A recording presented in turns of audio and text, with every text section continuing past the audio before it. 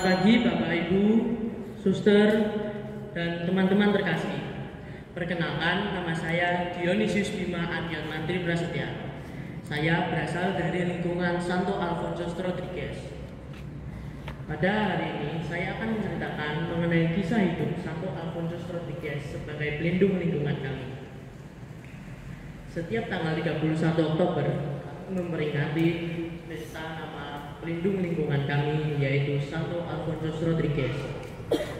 Kami memilih ia sebagai pelindung lingkungan kami karena sikap dan keteladanannya. Ia adalah pribadi yang sederhana, tekun berdoa, dan cinta terhadap Tuhan Yesus.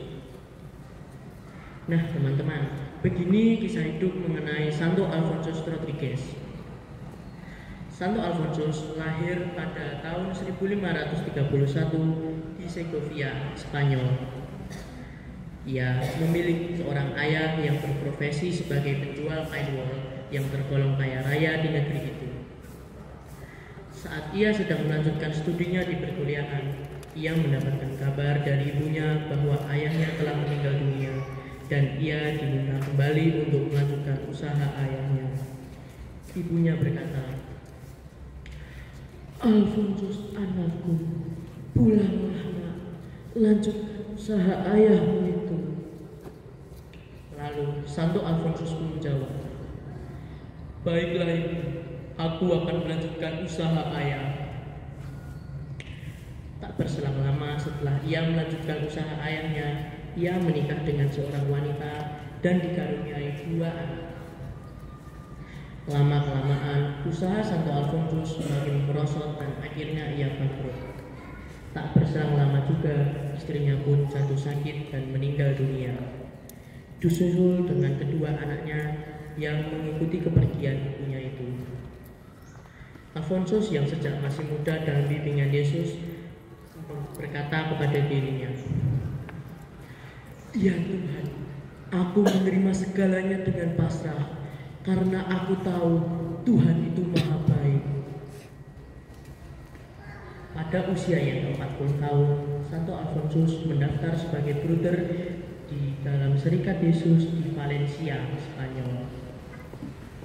Pada akhirnya, ia diterima dan ditempatkan di Colegio Montesion di Palma de Mallorca. Ia dalam kesehariannya menjalankan tugas-tugasnya dengan rajin. Tugas Santo Alfonso tergolong remeh dan sepele karena tugasnya hanyalah membukakan pintu bagi para tamu yang datang dan memberitahu para penghuni bila ada tamu yang datang. Suatu hari pada saat ia sedang berjaga, ada tamu yang datang. "Permisi," atau lalu Santo Alfonso menjawab sambil membuka pintu, "Selamat siang saudaraku, Tuhan besertamu. Silahkan masuk." Alfonso dengan kesehariannya bertemu dengan banyak orang.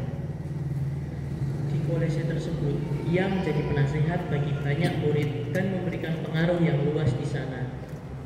Ia juga menjadi penasehat bagi salah satu santo, yaitu Santo Peter Claver yang dalam misinya kepada para Buddha. Alfonso menemukan hal yang menunggunya melewati cobaan. Ia menemukan kegembiraan dalam kesulitan.